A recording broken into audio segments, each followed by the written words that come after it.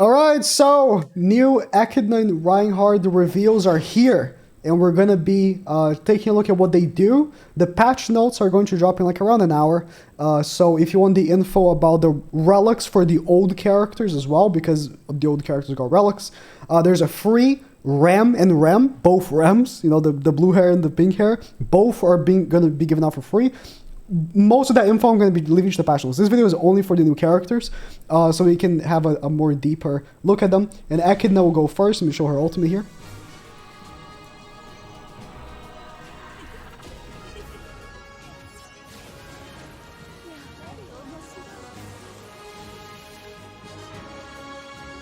This is her full art. We've been known that Echidna and Reinhardt were gonna come, and these are her new like outfits and stuff.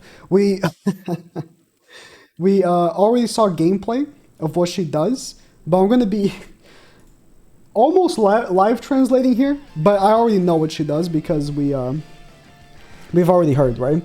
So Echidna, for each unknown ally on the battlefield, buffs all allies' basic stats by 5%, and whenever an ally does damage to an enemy, for 3 turns, increases her attack-related stats by 4%, up to 9 times.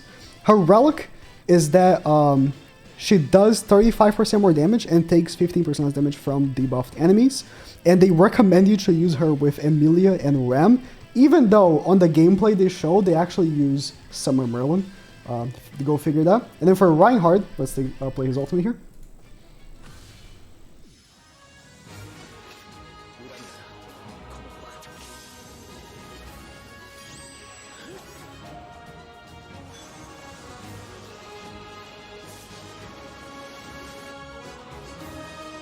Reinhardt, his ultimate, I felt like didn't look as good, but there's contention. I think he might actually be the better unit. I don't know. We'll see. We'll see as time progresses, but these are his outfits and how his skills look like. As you could see, Echidna had actually a debuff card, while Reinhardt is actually 2 attack cards.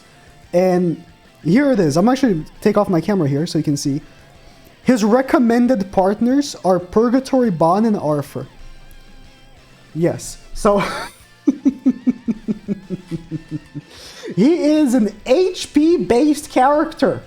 Wow! He increases damage he does based on HP, and his passive is that randomly at the beginning of the turn he gets 1 of 5 effects.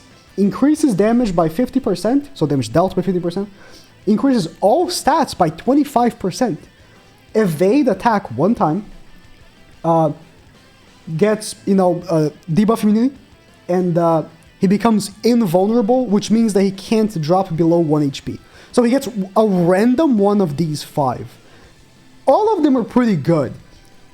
Honestly, the 25% all stats buff is actually kind of correct in general, but his holy relic is that each time an ally uses a skill, increases his HP, max HP, by 6% and crit chance by 4% up to 5 times. Unfortunately, for neither of these characters we have a full scope of their stats because this was a JP livestream, not a Korean livestream, so you didn't actually get to see everything.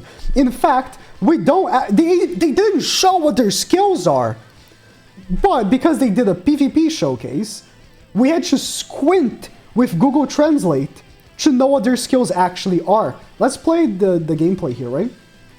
We're going to be talking over it as they go at it. Boom. They are showcasing here Echidna with Emilia, and Summer Merlin. So not Ram like they said, they recommended, but okay. And then Reinhardt on the Bond plus Arthur team. So the thing is, right? Both Reinhardt attacks are HP based. He has a triple crit chance, single target, that's HP based. So the damage does not come from attack, it just comes from HP. So it's gonna be like Bond, where I'll just instantly recommend make HP crit damage for him. That's gonna be his best gear. I'm gonna make it right after I'm done recording this. And then for Echidna, her skills are, the debuff card is Infect, And the other attack card is an AoE triple crit chance. Oh, I'm actually mute the music. I want to actually keep the in-game volume. But is it really triple crit chance? She missed most crits. I swear I Google translated to go.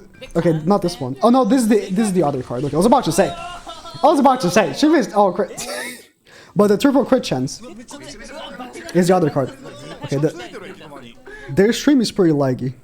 I'm skipping the turn because they got attack sealed, but you can see with Emilia, he's gonna go for the freeze. You can see Emilia's new holy relic right there. Then the AoE triple crit chance. Yeah, it hits all crits there. So I actually really wish I knew what her stats are.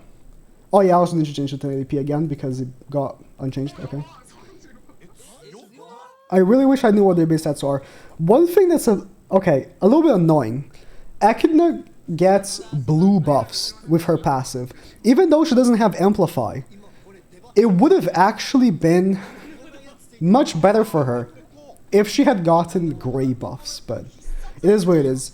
They run now. And I'm assuming after you get them once, you can't get them again. So, but the one good thing is, because of the way it works, if you do an AoE, you get 3 buffs. Because it's for each enemy that you do damage on. It's similar to it's like inverse Mikasa passive, where if the enemy did an AoE, you'd get 3 stacks. So, it's like opposite. Yeah, if she had an Amplifier, it would have been so much better for her, because she gets so many buffs. But yeah, you see his HP right here, HP 21%. His HP based is the triple crit chance card, and the other one was Flood, if I'm not mistaken. Chat said it was Flood. Oh, he's attacking first with Bond, then he's doing both attacks right there.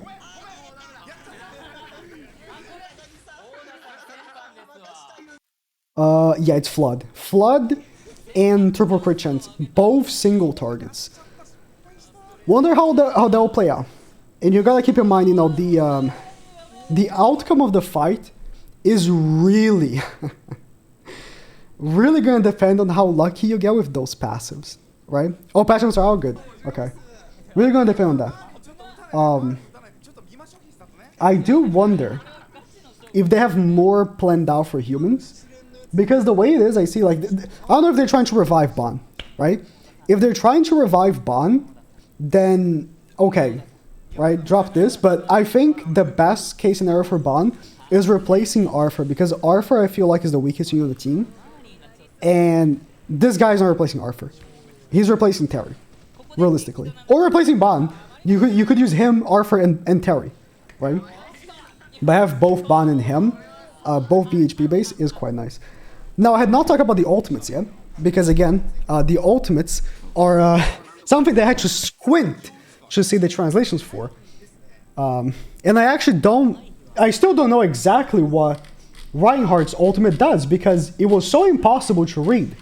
The only thing that we do know is that when Reinhardt ults, he gives himself all of those stacks. All of the 5 buffs that he gets in the beginning of the turn, he gives himself all. Actually, let me open the patch notes so we can actually see that. Okay, so for Echidna, the ult is that for 2 turns, increases the basic stats of unknown allies, including herself, by 20%, and damage dealt by 35%, and does 600% at 6/6. Reinhardt, yeah. So at 1/6, he gives himself 1 of the remaining passives that you didn't get before. At 6, you can see it goes up, and at 6/6, he gives all of the passives you didn't get. So let's say at the beginning of the turn, you get the 50% damage increase.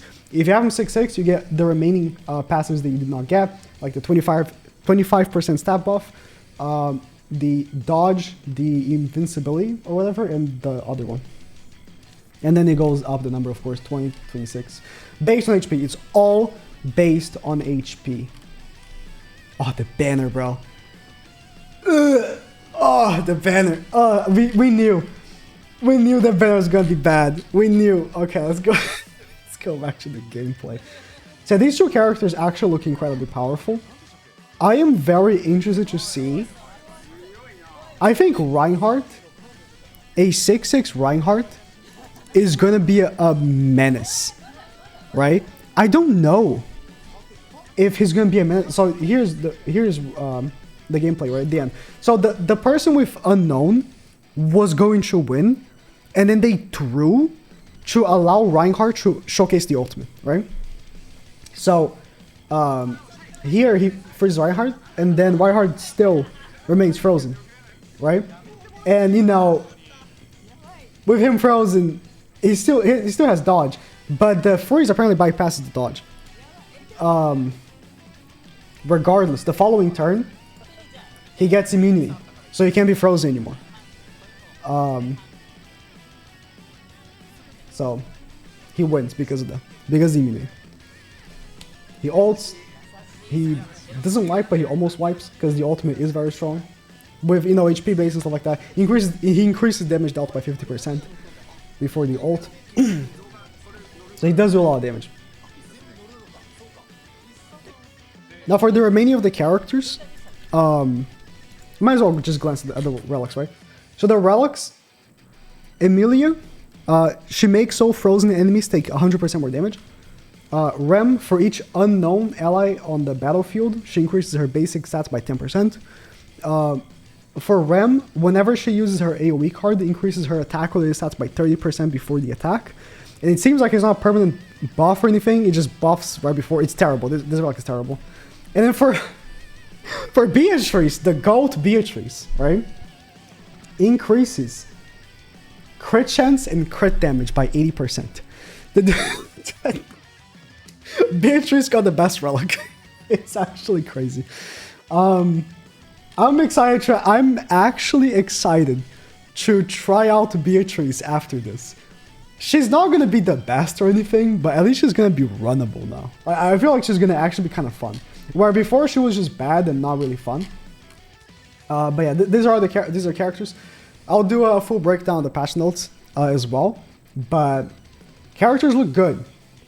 Really good. The banner, if you've been building Unknown, if you have Rimuru and stuff, Echidna is probably going to be really good to have. But I don't know. I don't know how good a 1/6 Reinhardt is going to be, knowing that his ultimate is like so... Is it that much worse at 1/6? Look at the multiplier again. 20 opposed to 35.